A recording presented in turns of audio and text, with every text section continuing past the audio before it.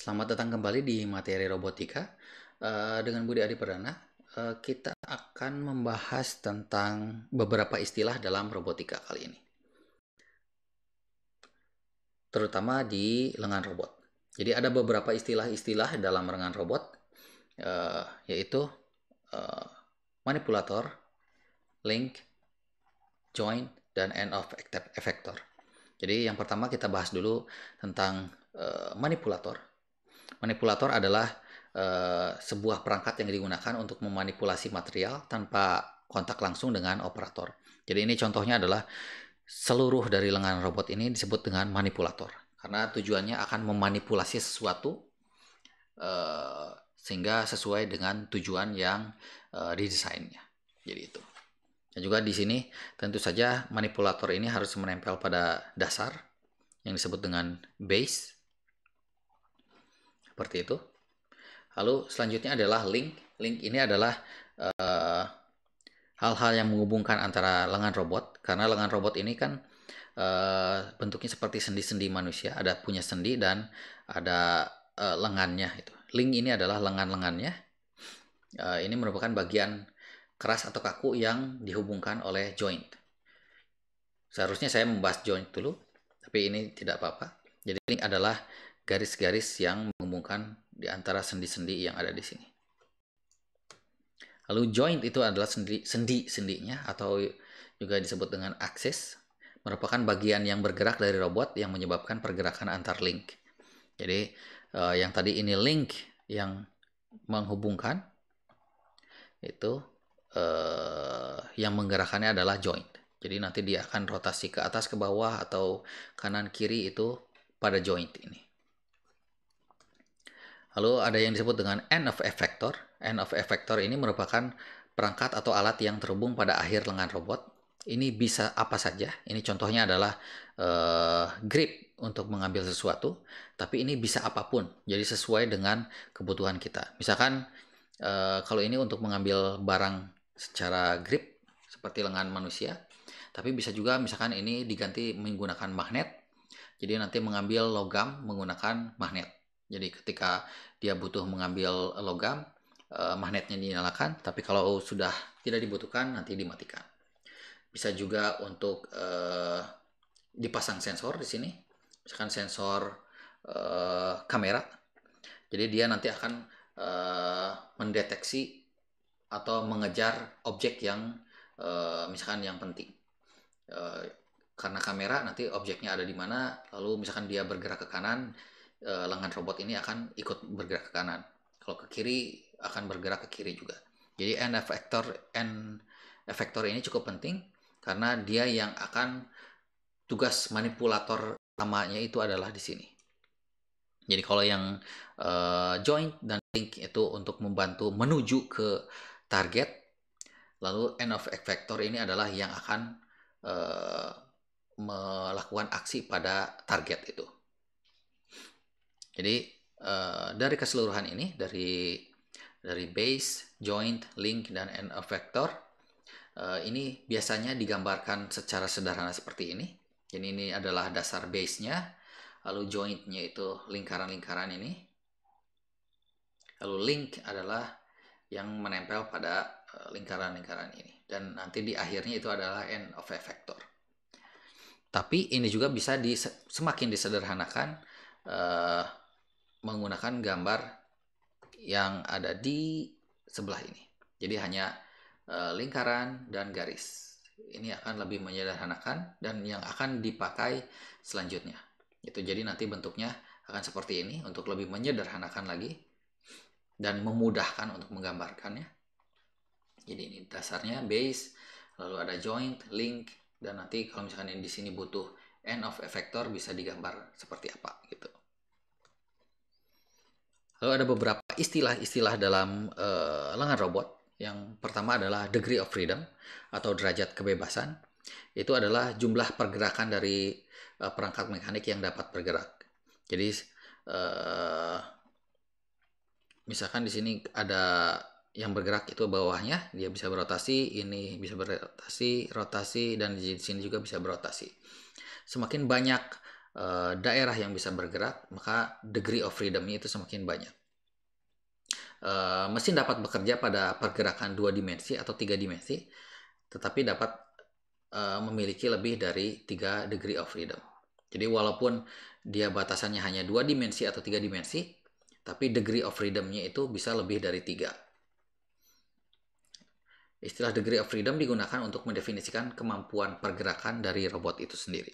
Jadi contohnya misalkan saya punya dua keadaan. Ini tampak atas dan tampak samping.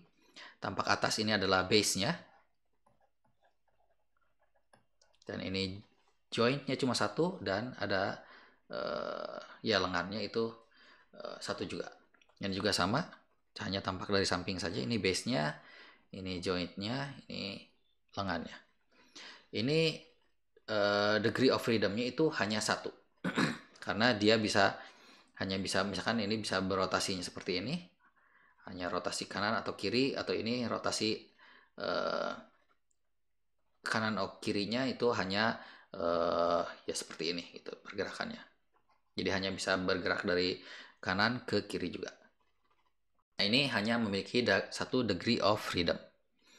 Kalau misalkan kita tambahkan dan lengannya, itu nanti dia akan menjadi 2 buah kebebasan, karena ini bisa bergerak dan ini bisa bergerak, sehingga nanti dia jadi 2 degree of freedom. Dan seterusnya untuk kasus 3 degree of freedom, misalkan kita tambahkan banyak lagi jointnya dan lengannya, itu nanti ininya jumlah dari degree of freedom-nya akan semakin meningkat. Kalau istilah selanjutnya itu adalah yang disebut dengan workspace atau ruang kerja, yaitu adalah kumpulan posisi yang mungkin diraih oleh robot. Jadi dengan posisi seperti ini atau banyaknya degree of freedom yang di set, itu nanti end of effector-nya ini bisa meraih kemana saja. Jadi intinya seperti itu. Ini contohnya untuk kasus 2 dimensi. Misalkan ini lengan robotnya, jointnya di sini, lengannya di sini. Berarti titik yang di sini, yang paling ujung ini, dia bisa meraih kemana saja. Karena dia bisa berotasi, nanti tentu saja workspace-nya itu adalah bentuknya lingkaran. Seperti ini. Seperti itu.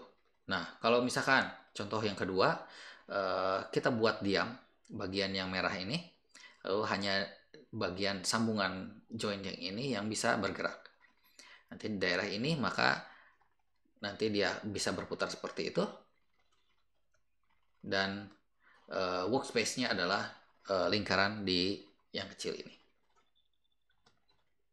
Lalu kalau misalkan kita set ini bisa bergerak dari 0 sampai 90 derajat, itu nanti seperti apa? Berarti yang pertama, dia bisa membuat sebuah seperempat lingkaran, karena dia dari 0 sampai 90. Lalu dari setiap lingkaran ini dia bisa membuat sebuah lingkaran kecil, seperti itu sampai ujung ini. Dan nanti akhirnya bentuknya workspace-nya seperti ini. Jadi semua warna hijau ini yang bisa dicapai oleh end of effector di ujung ini. Jadi workspace-nya dia daerah kerjanya itu di daerah itu. Seperti itu. Lalu ini contohnya kalau misalkan sekarang si ujung ini boleh bergerak dari 0 sampai 360 dan kembali lagi, maka nanti workspace-nya akan berbentuk seperti donat. Jadi ada daerah yang tentu saja karena ini memiliki radius, dia tidak bisa mencapai ujungnya, jadi hanya sampai sini. Jadi nanti daerahnya itu memiliki radius tertentu. Ini misalkan R1 dan ini R2. Bentuknya seperti donat, seperti ini workspace-nya. Ada banyak sekali bentuk dari apa ya? Ya, bentuk dari tipikal lengan-lengan robot ini. Jadi ada yang bentuknya kartesian, ini bentuknya hanya bergeraknya X, Y, Z. Misalkan ini adalah X-nya, ini Y-nya, dan ini pergerakan Z-nya. Nanti workspace-nya bentuknya seperti balok seperti ini. Lalu kalau misalkan untuk yang kasus silinder, Ya bisa berotasi di sini, tapi daerah ini hanya bisa bentuk X dan Z saja. Jadi nanti workspace-nya akan bentuk seperti silinder ini, dengan di tengahnya bisa kosong seperti ini, seperti yang tadi. Kalau misalkan si lengan ininya itu pendek, nanti bentuknya seperti donat juga, silinder tapinya. Lalu untuk yang bentuk spherical, dia rotasinya bisa banyak hal. Jadi rotasi di sini, rotasi di sini, nanti bentuknya bisa seperti lingkaran, bola, bola bukan lingkaran. Lalu ada lengan yang bisa memanjang di sini. Nanti sehingga bentuknya akan seperti bola seperti ini dengan radius yang ditentukan oleh tiga ini. Lalu ada yang articulated. Articulated ini mirip dengan spherical, tapi rotasinya itu hanya pada daerah yang sama. Jadi nanti bentuknya itu memang jadi yang membedakan adalah kalau di sini rotasinya itu bebas. Kalau di sini yang pertama ini base-nya memang rotasinya itu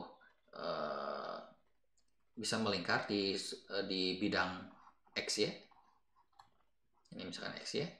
Tapi untuk rotasi yang di atasnya itu hanya di bidang misalkan hanya XZ saja.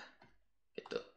Jadi nanti bentuknya tentu saja sama berbentuk bola, tapi ada beberapa hal yang nanti di tengahnya kosongnya itu cukup berbeda yang menentukan itu. Jadi untuk video kali ini cukup sekian, nanti kita lanjut lagi di video selanjutnya. Terima kasih.